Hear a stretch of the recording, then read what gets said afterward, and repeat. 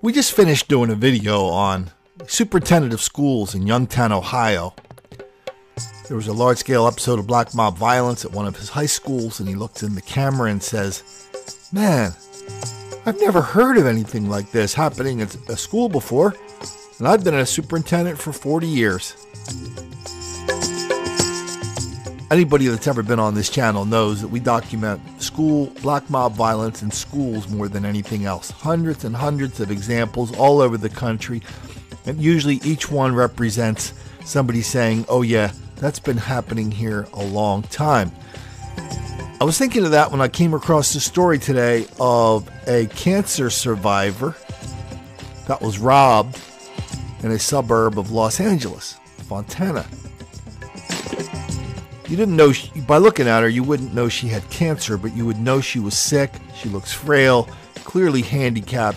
So I'm without hesitation, I'm going to file this under Black Violence Against Handicapped Frail Old Lady section. And we have a whole playlist of those too.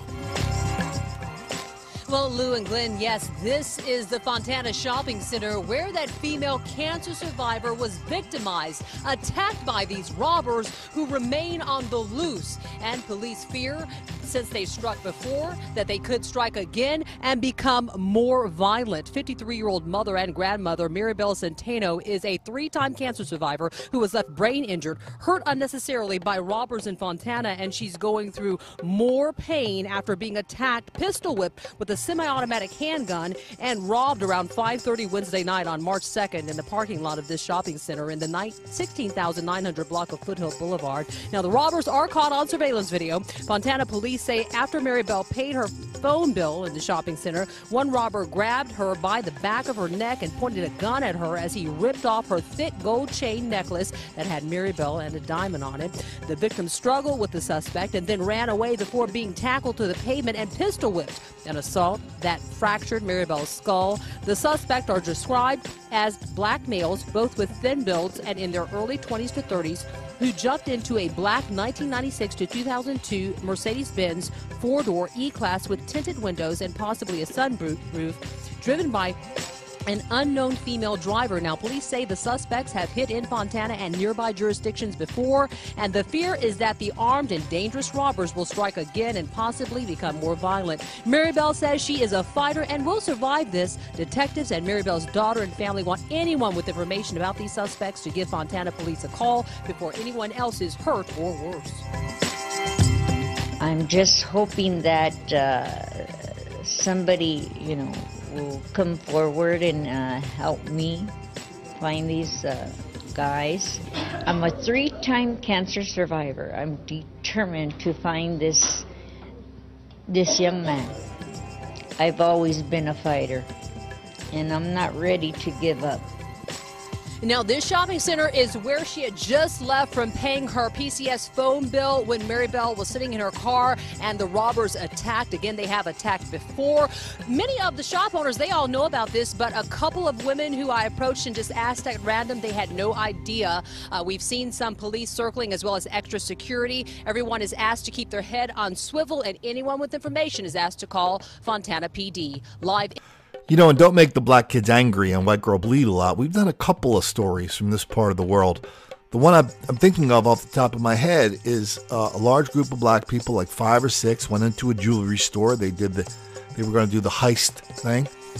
They saw a little old Asian woman there. I think she was Vietnamese. They said, "Well, she looks like she's an easy target." They pulled out a gun on her. They "Give us all your jewelry." She pulled out a gun on them and started shooting. I'm sorry to laugh, but I don't care about them. She killed 2 of them, and she chased the rest away. On the same day, on the same channel, there's another story out of Fontana. Somebody walked into a Fontana jewelry store, tried to rob it. We don't know who the owner is. We don't know who the victim is yet. That guy pulled a gun out and killed that robber as well. So there's one victim without a gun. One guy who refused to be a victim with a gun. I guess you get to choose which you want to be. Either way, don't make the black kids angry.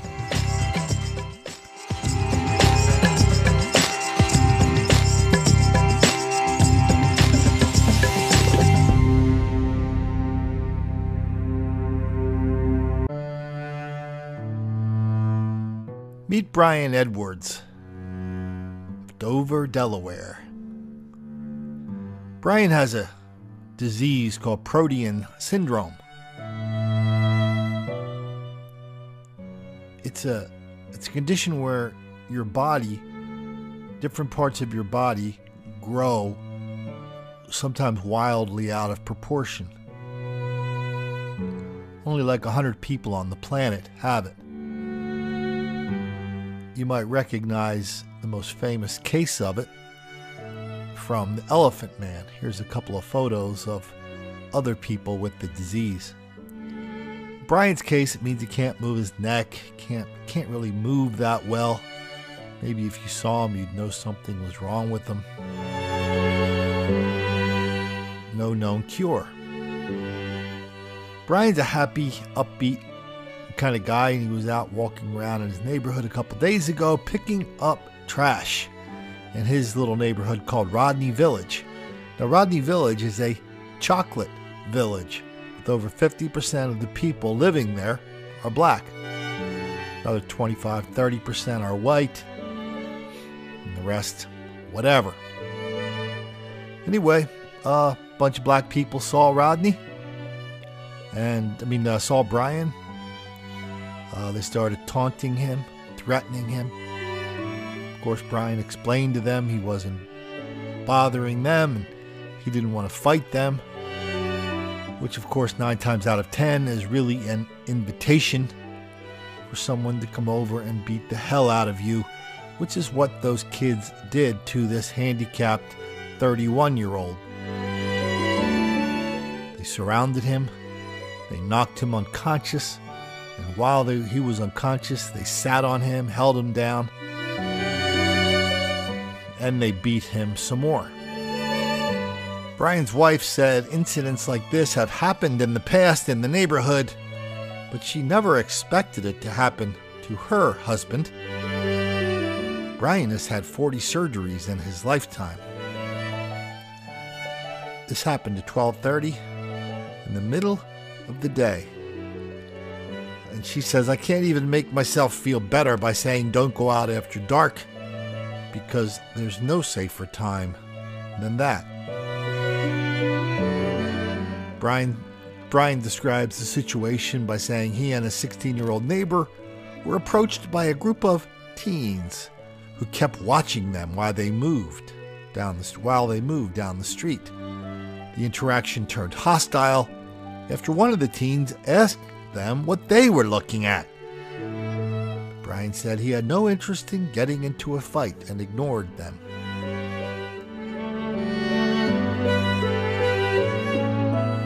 The boys surrounded them, hitting Brian in the head, knocking him out. They continued to punch him repeatedly. They had pinned him to the ground, sitting on his chest to hold him down. Life has not been the best for me throughout the years, but you have to take the positive with the negative, Brian said. The scariest part was when the kid was sitting on my chest, punching my face. People have other issues you don't even know about, he said of his attackers. There are still generations of people, older people, who were born and bred and marinated in it, in that prejudice and racism, and they just have to die.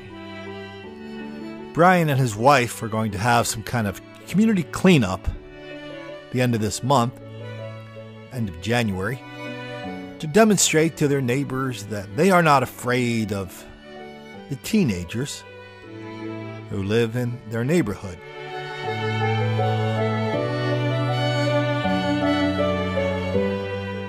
I don't know exactly what he's going to accomplish with that.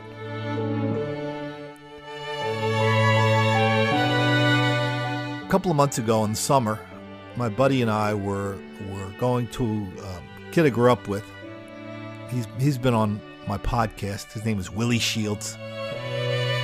Willie and I were in his car, kind of an old restored jalopy, 1952. I don't think you call it a jalopy, but it's 1952 something or other.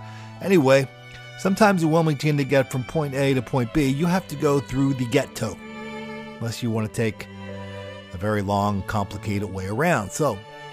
But anyway, Willie, we were kids. Willie didn't grow up too far from there, and he was always known as one of the tough kids.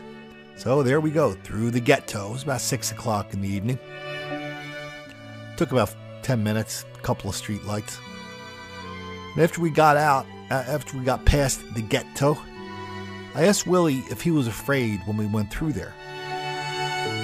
And he said he kind of was, but he really wasn't, and neither was I. But we were both, to be afraid is to have sweaty palms, and it's a physical thing, I think, and it causes panic and flight and all this stuff. And we weren't afraid, but we were extremely aware of where we were, extremely aware of what would happen if the car broke down, or if we stopped at a street light for too long without keeping our head kind of on a swivel. So there's an enormous difference between being afraid and being aware. Being afraid doesn't help. Being aware is really important. But at some point, the awareness, what good does it do you? If you're a young family living in a neighborhood with 50% black people, including lots of young black people with lots of hostility and resentment to white people that they don't mind taking it out on weaker white people through violence and knocking somebody out, what good is awareness going to do you? You have to be aware enough to know that white people are targets of violence in black neighborhoods. This is not the first episode of black mob violence in Dover. It kind of happens frequently. There's a lot of it is centered around Delaware State University, a black college. A lot of it is centered around the parking lot of the Dover Downs Casino, which by coincidence happens to be next to Delaware State University.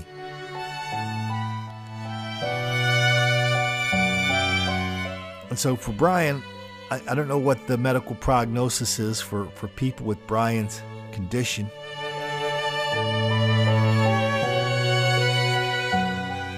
But I don't even think my normal bit of advice is gonna help him or his wife as they try to figure out how they're going to live the rest of their life. But I have to remind them, because apparently no one's ever told them this. They've never seen the movie. They've never seen these videos. They've never read the books. They've never run into anybody that said, "What the hell are you doing living in that neighborhood?" That piece of advice, of course, is don't make. If you were lucky, when you were a kid, you knew somebody like Sonny Stark. Sonny was a couple of years older than us, bigger than us. But there was something about Sonny, we never really figured out a name for it, but he was slow. Nobody ever called him mentally retarded. But the first time any of us ever saw the Tom Hanks movie, Forrest Gump, we looked at each other and went, "Hey, that's Sonny." Hi, this is Colin Flaherty. I'm the author of Don't Make the Black Kids Angry. Here we talk about black mob violence, black on white crime, and the greatest lie of our generation, the myth of black victimization. All without racism, without rancor, without apologies. So Sonny was welcome in our group and participated as much as he could. And he lived, I think Sonny probably lived till he was about 60. But even whenever any of us came back into the neighborhood and we would see Sonny picked it up, not today, he picked it up at the last instant he saw you, which was probably when we were 12, 13, or 14. Well, there's another Sonny that became the victim of black mob violence and black on white crime in St. Augustine near Jacksonville, Florida. And it's amazing how much black on handicapped, black on mentally disabled crime there is. So we're going to look at a news clip from St. Augustine, and then a few more examples, but just know there are hundreds of these cases. I documented a lot of them, and don't make the black kids angry. They're a special kind. These people are vulnerable in a special way. But if you're vulnerable, you're going to be a target.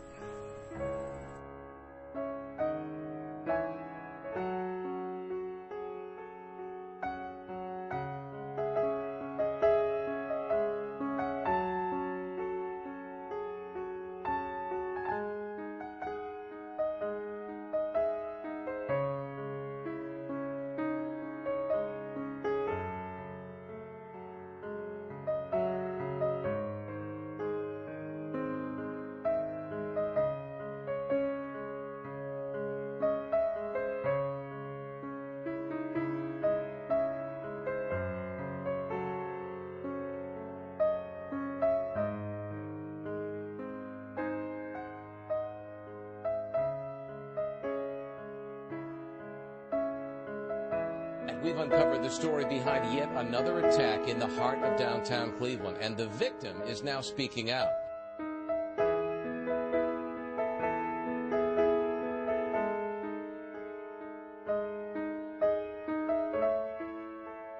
Only 15, Benita Rodriguez has been missing from Florida since July 4th.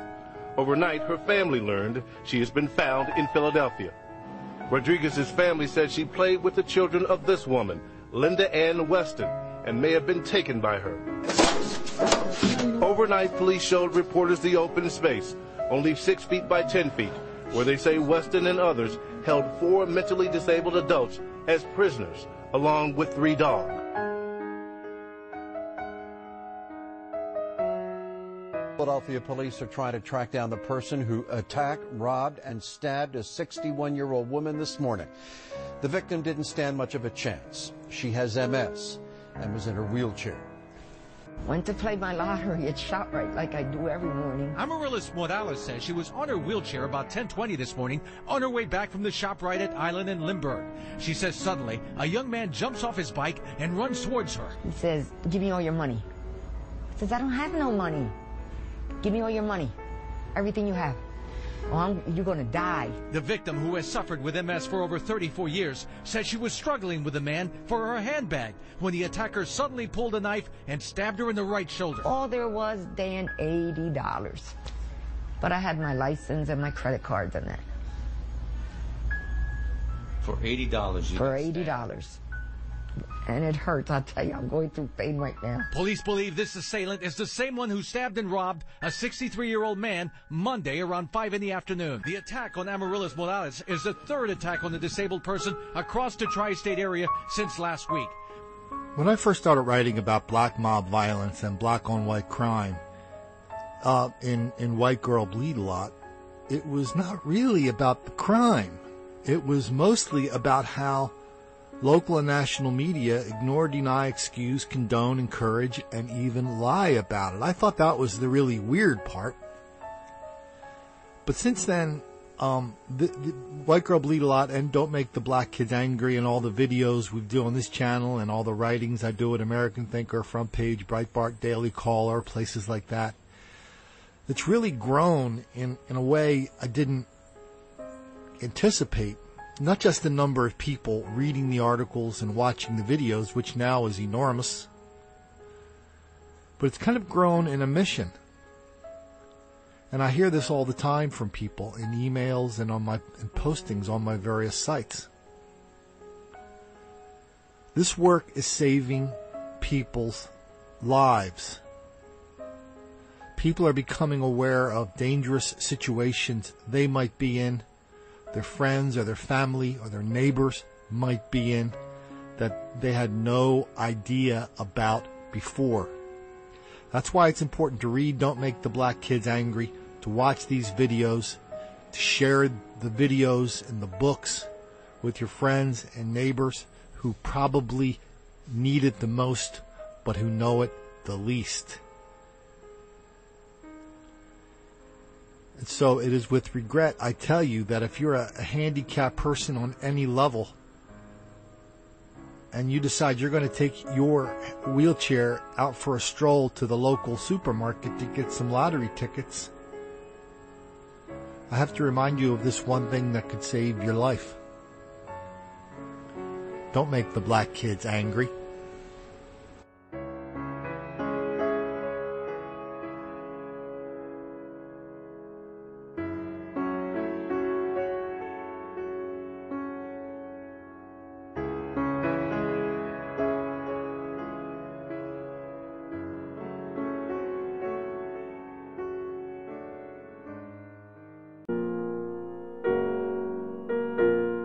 How many episodes of Black on handicapped violence have we documented here?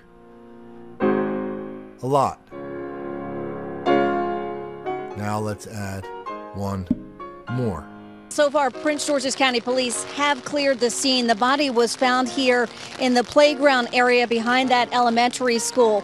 Earlier this evening, a man who lives in the neighborhood came to the scene seeking answers. He says his adult disabled son is missing, and he's very concerned he could be the victim of this violent crime. The man was stabbed to death in the basketball court area behind Gaywood Elementary School in the Lanham section of Prince George's County. Douglas Reyes came to the scene concerned because he had not heard from his disabled son, concerned that he could have been hurt. Some people might want to steal something from him, think that he has money or cell phone or something. He has his cell phone. He's not answering. Police say there were witnesses to the stabbing and they had strong leads in the investigation. They got the call around 4 in the afternoon and got here quickly. We have strong suspect leads. However, we don't have anyone right now in custody. Right. Detectives are working to figure out what led up to the stabbing and the motive. School was not in session because of the winter break. There were some other individuals in the area. They called us. The philosophers thousands of years ago figured out that it really doesn't make any sense to define a word in terms of what it is not. So to say something is unprovoked, I know it's in the common usage, but it really doesn't tell us anything, does it? Okay, so somebody dies, and what we learned is the guy who got stabbed apparently didn't do anything to cause anyone to stab him. Okay, well, that doesn't really tell us much. How about this? How about this headline? How about fatal stabbing on Maryland playground fits long pattern of black on handicapped violence around the country? That tells us a little bit more, doesn't it? You know, Prince George's County in Maryland is kind of an odd duck. It's a county formed on the idea that white racism, that black people are relentless victims of white racism all the time, everywhere. That explains everything, especially why cops are always picking on black people for no reason whatsoever. So 30, 40, 50 years ago, somebody got the idea, hey, why don't all the black people in the D.C., Baltimore area, why don't we just move to our own county? That's what St. George's is. And I think at best the results down there have been kind of mixed. It's not some kind of black utopia. It's a county suffering from all the ills that all the other black neighborhoods in America are suffering from. High crime, lots and lots of bad business. Now this latest bit of bad business. Handicapped, we don't know what kind of handicapped person he was. Does it really make a difference? We know he was vulnerable. We know this other person came up, stabbed and killed this vulnerable person. And we know this happens to handicapped people, vulnerable people, old people, 80, 90, 100 years old all over the country. And yet police, public officials, and reporters look at it, shrug their shoulders, and go, it's unprovoked. Next. That's why we're doing these videos. We're going to stop the biggest lie of this generation, the myth of black victimization. I mean, every day we pick up the newspapers, the Black Lives Matter crowd is turning up the volume. Black people are victims of white racism, when it's the other way around. That's why I want you to share this video, like it, subscribe to this channel, go get and read Don't Make the Black Kids Angry. So much good information in there. It's good to, people tell me they like reading it too. It's not a dry book. It's a very interesting and fast moving book. Pick it up. Share that book with somebody that might need it. Somebody that might think it's okay to send their son to a playground in Prince George's County. This is Colin Flaherty, author of Don't Make the Black Kids Angry, reminding you the hour is getting late.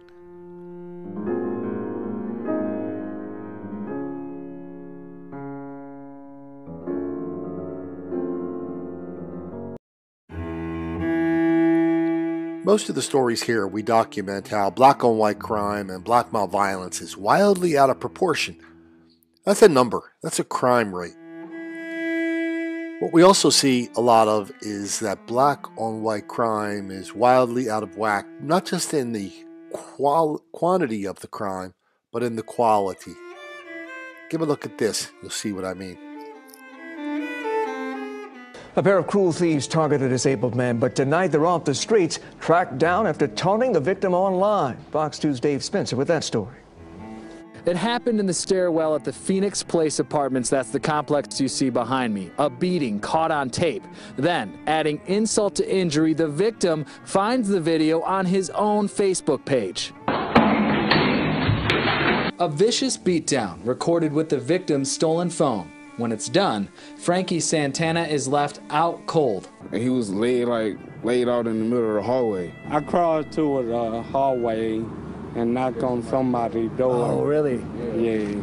And that's how they got help? Yeah. Santana has cerebral palsy, a disability that limits his movements. But in regards to what happened, he'll just tell you it wasn't a fair fight. They spit on me and stomp on me, but yeah, nothing broke or nothing, just the eyes mess up. Yeah. He says he's seen one of the two guys before.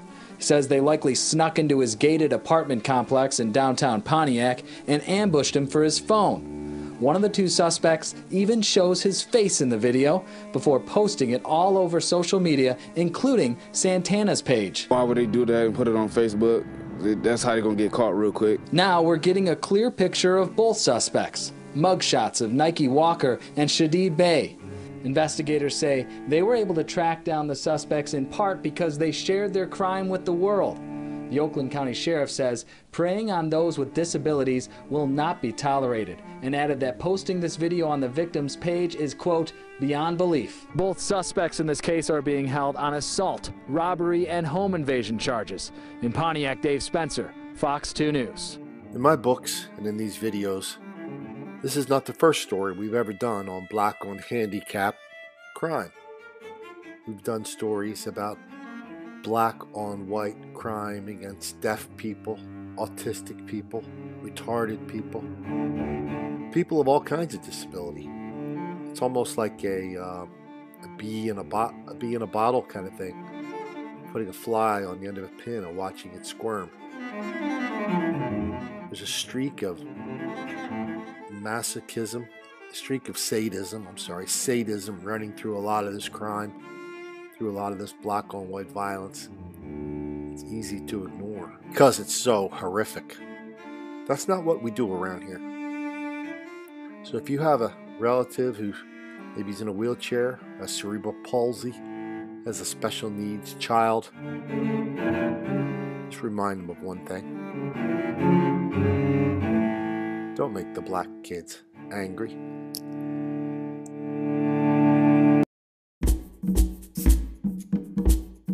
You don't have to be on this channel very long to pick up that here we talk about black mob violence and black-on-white crime and how reporters ignore, deny, condone, excuse, encourage, and even lie about it. But crystalline kerosene takes it to another level. Crystalline wrote a book called Swirling, Dating and Mating. I forget the rest of the subtitle. But it's a book for black women. And so I'm documenting this really epic level of black mob violence, black on white crime, and black criminality way out of proportion. Black versus white and black versus Asian. And Crystalline, she takes it to the next level by saying, black women, don't date black men. Go find a white boyfriend, because they will marry you eventually. So let's pick up this next story from Nebraska, where a white woman walking down the street in the company of a couple of black women, in the company of a couple of black men, is assaulted. Search for whoever beat up and humiliated this handicapped woman. Now, they attacked her in the middle of the day at 90th and West Maple, and tonight she's talking only with KATV News Watch 7's Chindone. As you can see, Dana Brame is battered and bruised after getting assaulted Monday afternoon in front of several people. The single mom tells me while these scars may eventually heal, she'll be sad and scared until police catch her attackers. A busy corner turns into a brutal scene near 90th and Maple. It's scary to the point where I sometimes don't want to go outside. Even with crutches, Dana Brame makes it to the sidewalk. Her boyfriend and daughter's boyfriend are by her side. But suddenly, Brame says, 3 young women in a blue Chevy Cavalier stops at the light to start trouble. The passenger girl rode down the window, proceeded to state to me, "Do you want to be on those crutches forever?" The 42-year-old tells us the groups started arguing. Then the passenger spit on her. When she spit in my face, I took my crutch and I swung at her. And she threw the brisk tea in the back of my head and hit me with it. Pulled into that parking lot, parked the car. All 3 of them got out of the car. Brame says the driver even hit her with a rock. That's when the 2 men with Brame jumped in to defend her.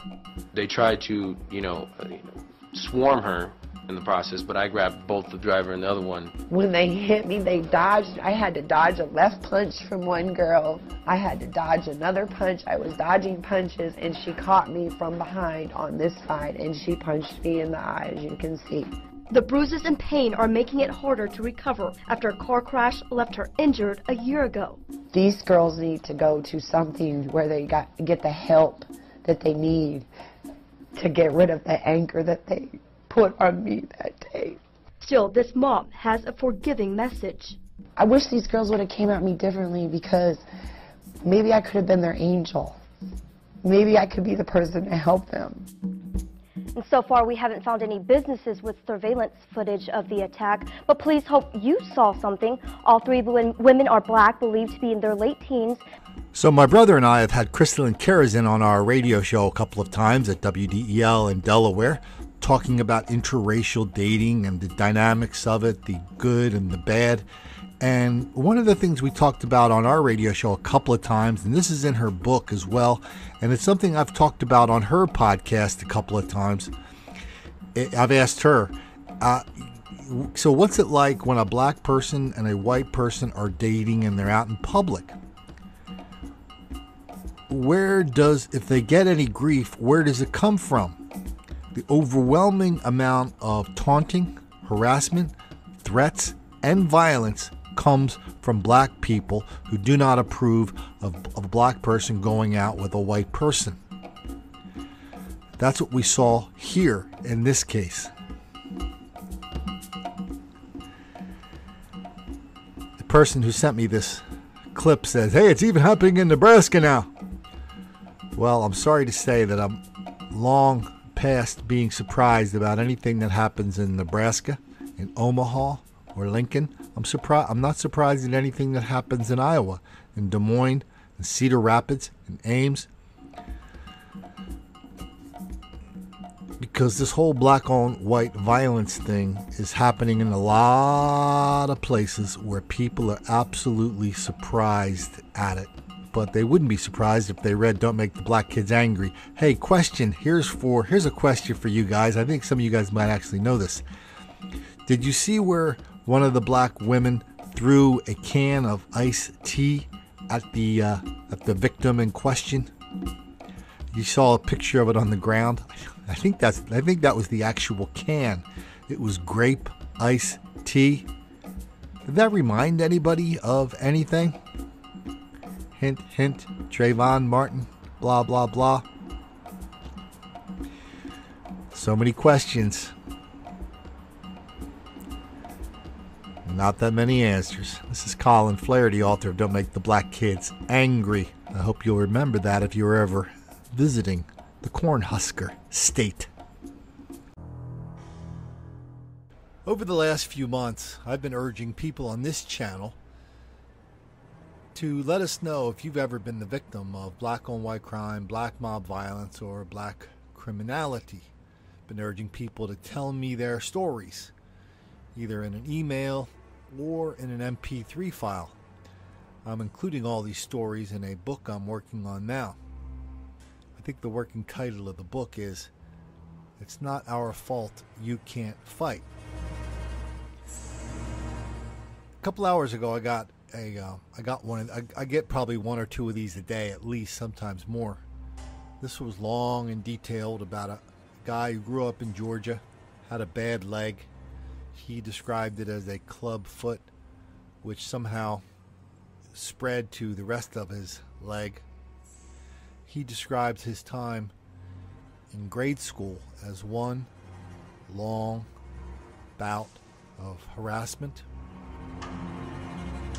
taunting, beating, and torture, all black on Handicapped. He told me 2 weeks ago he went to a laundromat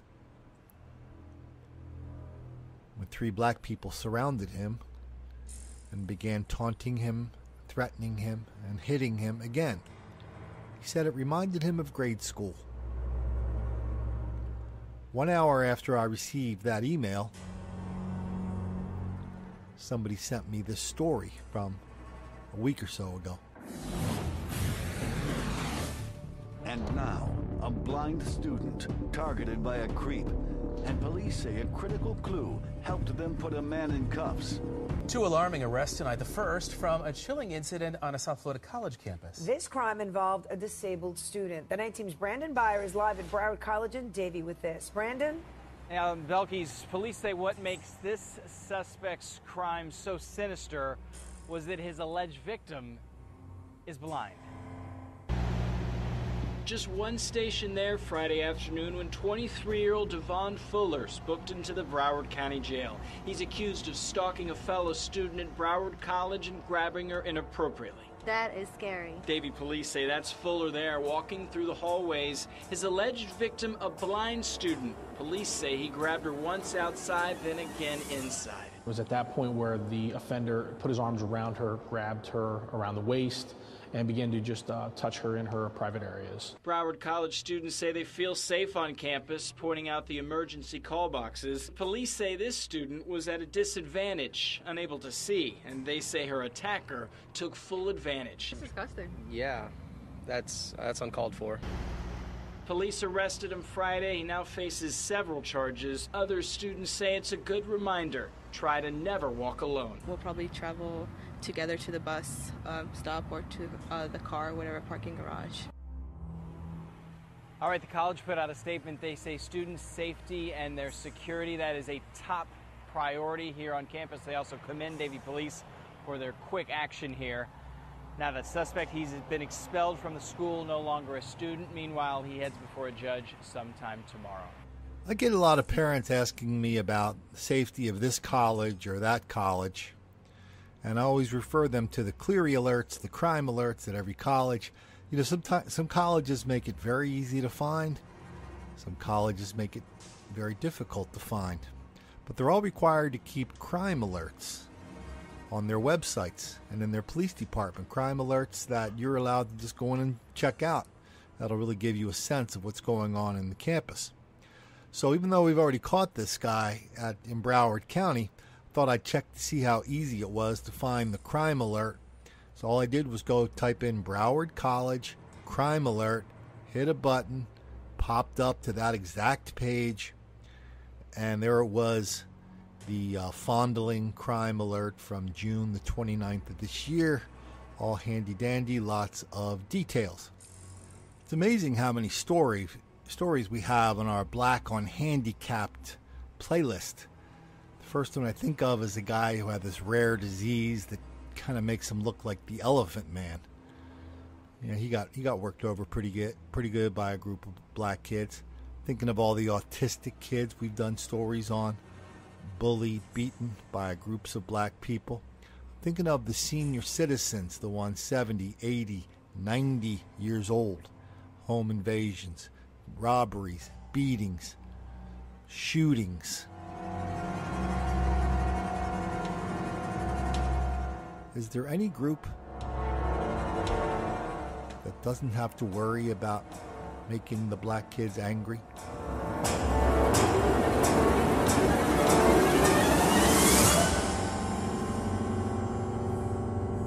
Maybe more than anywhere else in the country, Chicago media has a big problem. All the big TV stations and newspapers there are all down with the cause. They're all in with the story of relentless black victimization at the hands of white racists, especially cops. When the Mayor's Commission came out with a report a few months ago saying, oh yeah, we finally figured out what's wrong with Chicago and all the crime here and all the murder, all the stuff that's causing lots and lots of people to move out of Chicago. We finally figured out what's behind it. Oh yeah, white racism from white cops. And they've been doubling down on that for a long time. They double down on it not just in the stories they cover, they double down on the stories they don't cover.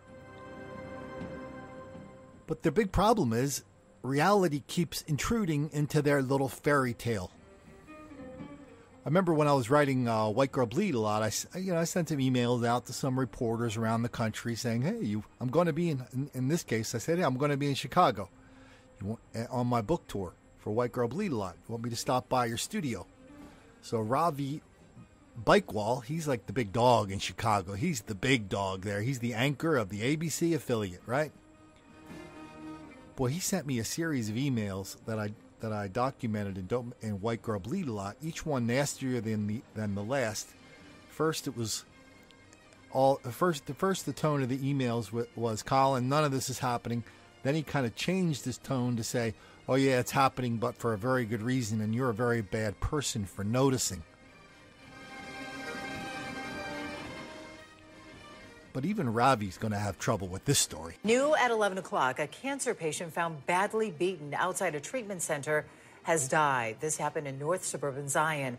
Laura Podesta is live with the latest on this story. Laura. Judy, friends of the victim are writing on Facebook. They are sick over this news, absolutely devastated. 46-year-old Shannon Vincel, pictured here, was sitting outside a cancer treatment center on 27th Street in Zion Monday night when police say a man ran up to her and hit her on the head with a blunt object. She later died. Vincel was receiving radiation for breast cancer, according to this man who spoke to her in the minutes before the attack. We was sitting out here probably about a half hour or so before it happened. Me and my brother went in. I come back out to smoke cigarettes and seen all the fire trucks and ambulance, wondered what was happening. They said a black guy come up and hit her in the head and took off that way. They're still trying to figure out if this attack was random or somehow targeted. It's weird because even though the guy in the story identified the attacker as a black person, Channel 7 still trying to keep up the vague description dodge that is so popular now. This is what they put in their website. They said, police did not have a good description of the suspect. So thank you, Channel 7, for helping us once again to see exactly what that means.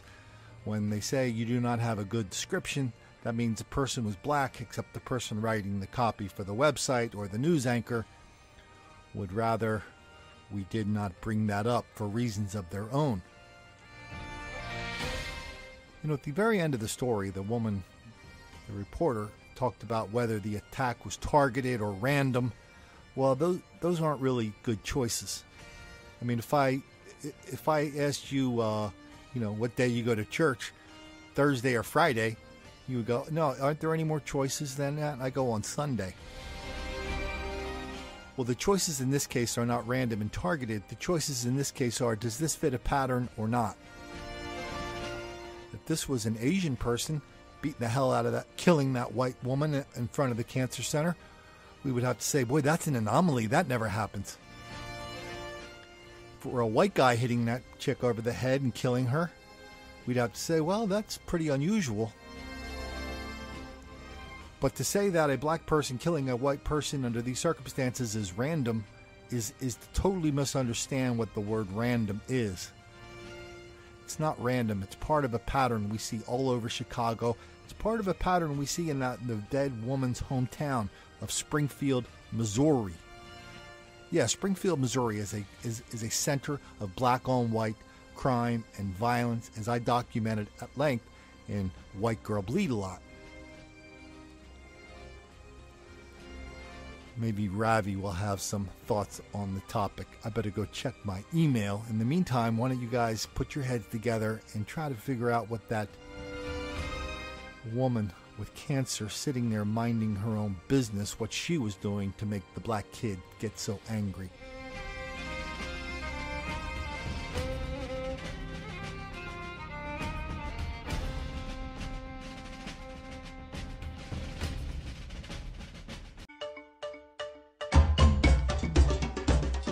When I first started writing and doing videos about black on white crime and black mob violence, I used to ignore the stories and videos I would see about black on senior crime and black on old woman rape because I thought they were outliers.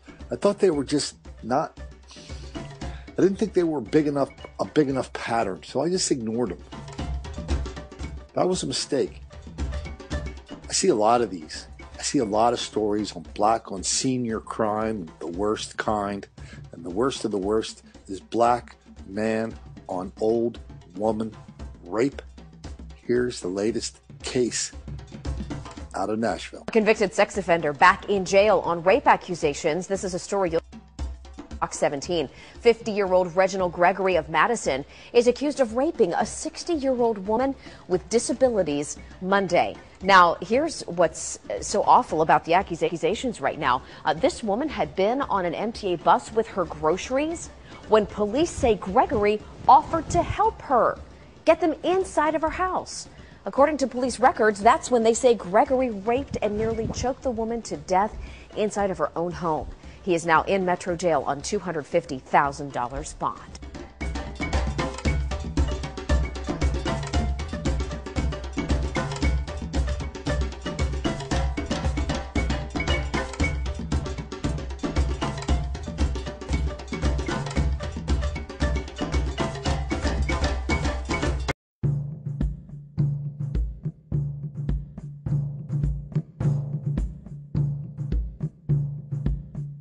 Niagara Falls are looking for the suspect in this slap attack on a local man. This video was posted on social media just after midnight, and since then, it has sparked a wave of reaction. Now, we've decided to blur the victim's face because he is physically and developmentally disabled. 7 Eyewitness News reporter Ed Riley has been working this story all day, joins us now with more. Ed. Well, Jeff, during the holiday season, you would like to think that people are being a little nicer to each other, but that was not the case in Niagara Falls, where a group of people roughed up a disabled person and then posted the video online. The Niagara Falls community is now outraged, and police are very determined to arrest those responsible. Give another smack. The video was posted on Facebook. It shows a mentally and physically disabled individual identified by police as Billy being confronted by 3 people, one of them in Billy's face and yelling at the scared man. Then things become physical. I'm gonna kill you.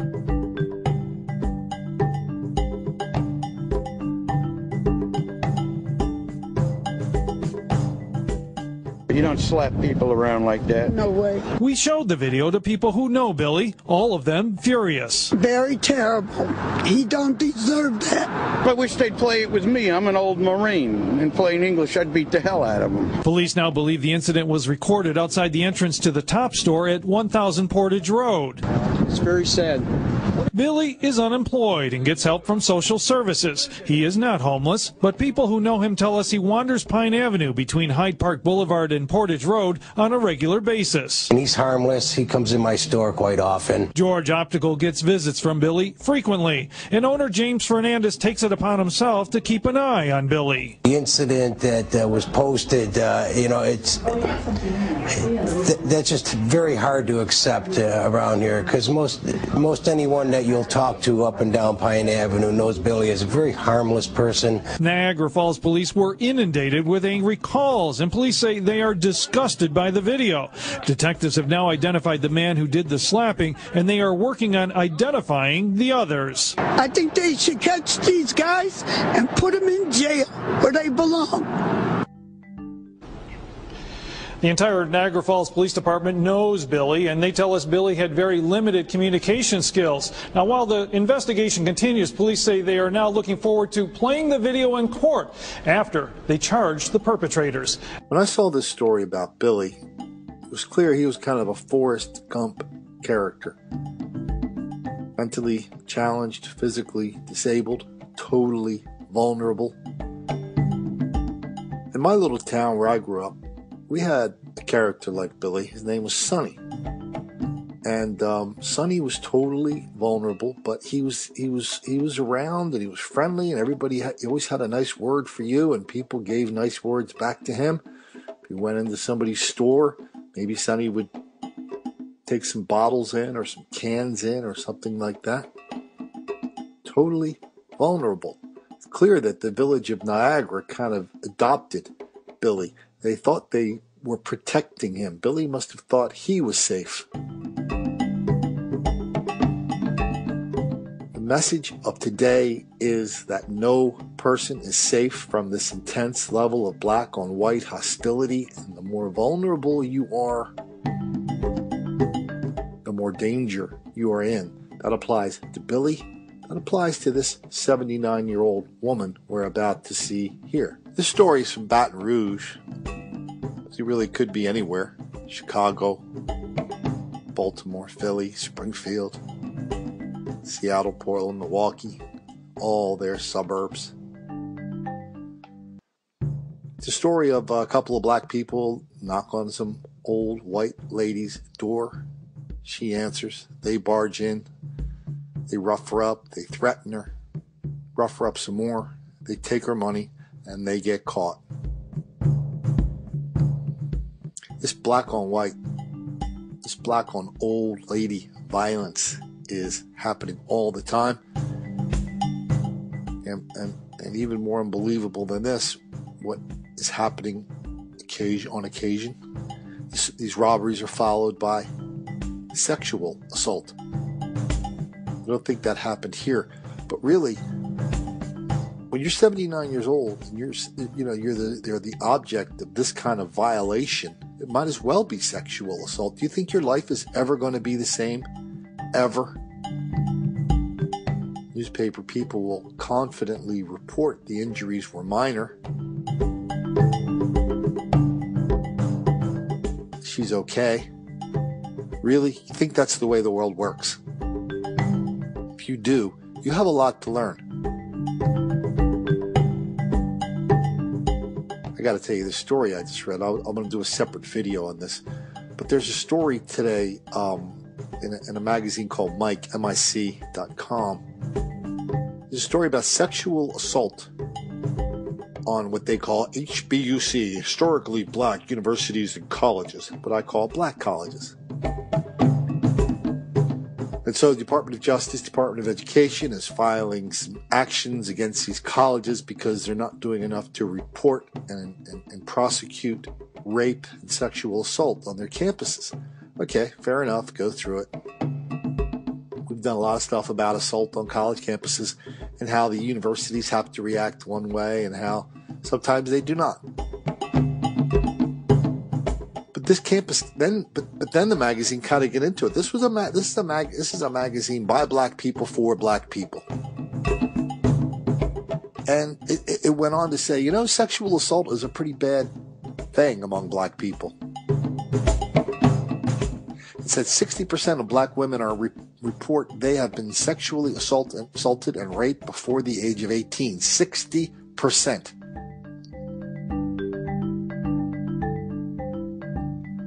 Then here's the kicker. The article went on to say only 1 out of 15 rapes are reported. You know, in White Girl Bleed a Lot, I put a video in there from Melissa Harris Perry from MSNBC where she talked about that exact topic. Where she said because black women who are raped do not want to turn their rapists over to the racist white police, they don't report the crime. That's about as sick as it gets.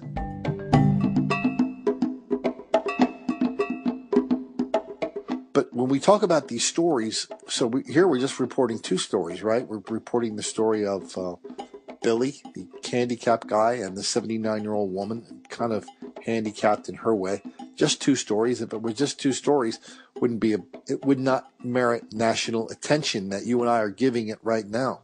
But of course it's not just 2 stories. These 2 stories illustrate this enormous level black on white crime and black mob violence that's happening all over the country, and reporters and public officials love to ignore, deny, condone, excuse, encourage, and even lie about. What the hell were they talking about? A slap attack. A slap attack. I didn't see a slap attack.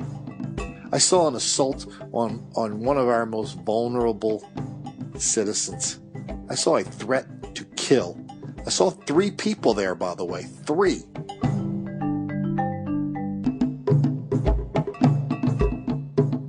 That's a slap attack?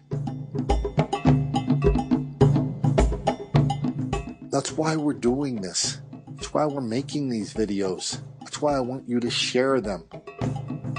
Put them on your Facebook page. Put them on your Twitter. Send them in an email to your friends.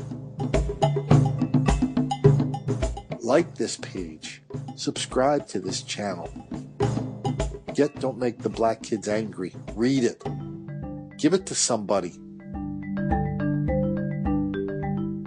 And I really don't give a damn if that person raises their eyebrow anymore. You know what? I'm kind of past caring about that.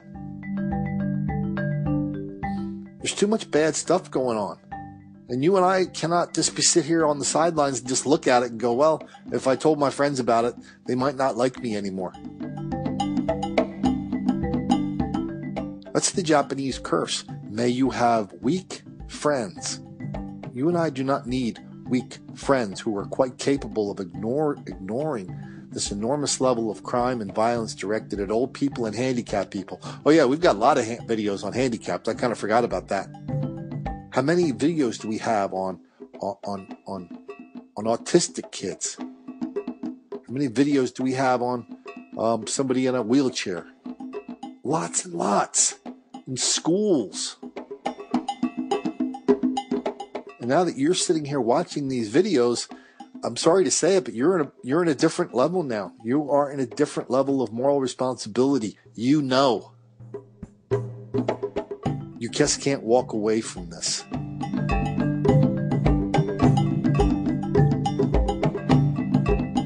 If you do, you're going to be a different person. A person you don't want to be. This is Colin Flaherty. I'm the author of Don't Make the Black Kids Angry.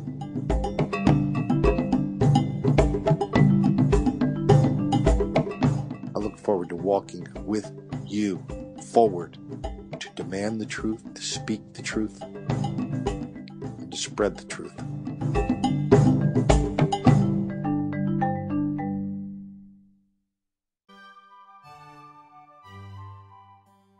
This channel, in its various incarnations, has had a lot of strange playlists. I mean, I didn't think when I first started doing this a couple of years ago, reading and writing and making videos about black mob violence, black on white crime, and black criminality, and how it's wildly out of proportion, and how reporters and public officials are in such deceit, denial, and delusion about it, I really had no idea of all these different categories we'd be filling up with videos. Okay, so we got black on cop, black on school. We have hundreds of videos of that. We have, how about black on old woman? I mean, we're talking 70, 80, 90 years old. Some involving sexual assault. But I think even just as strange as that, maybe even a little stranger, are all the episodes of black violence and black mob violence against people with handicaps. Now, the video you're going to see, deaf people get very touchy when you start describing them as handicaps, since many of them don't think they are, which is fine by me. But let's just say their condition made them a target. Let's just check out the video before I get myself in a lot more trouble. Recovering after they were attacked last Monday. The couple, both with injuries to their arms, Dee recovering from a concussion. The woman helping them out, known as Team Mom, says they're living in constant fear. They're scared to really come forward because they feel like somebody is gonna do something more to them. The two were attacked after police say this woman, Shonda Lane, was greatly offended. We don't even believe she knew these victims were deaf, and she was just greatly offended by their mannerisms, if you will, of them not being able to communicate with her and shooing her off of their property. Shortly after, police say she attacked them with a baseball bat near their home. Early the next morning, Team Mom says their home was broken into. These young ladies have nothing. Everything, they had a phone, they broke their phone. Now she's asking for the community's help to get these women back on their feet. We've reached out to different organizations that deal with hearing impaired to try to get some of those things replaced. With George Zander's memorial fresh on many people's minds, Team Mom wonders if they were targeted because they're lesbians. But the police department says this is not a hate crime. And in this particular case, again, the motive appears to be just some irrational conclusion by an offended party who came back and assaulted them. Regardless of motive, Team Mom is asking anyone willing to donate to bring donations to the Desert Hot Springs UPS store. And Dee and Kat say they're thankful for any help they can get. This is not even the first time I've heard of black people attacking a deaf person. I used to play golf with a guy in California. I heard about him before I played with him. And the guy was he was a fantastic guy. His family had a restaurant. He managed one of their restaurants. Everybody liked him. He did a great job. He's a great golfer. Could not hear a thing.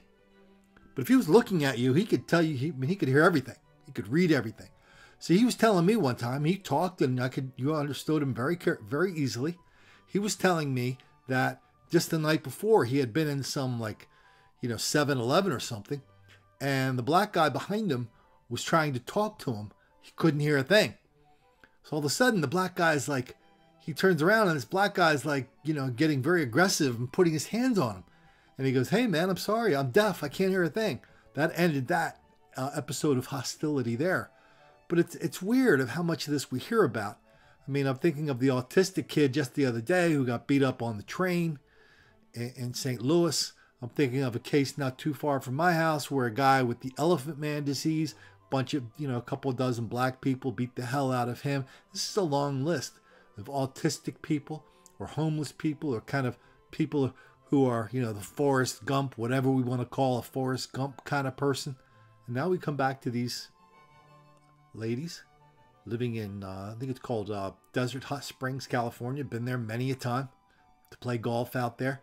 And, never occurred to me it'd be a kind of place where the deaf people have to worry about not making the black kids angry.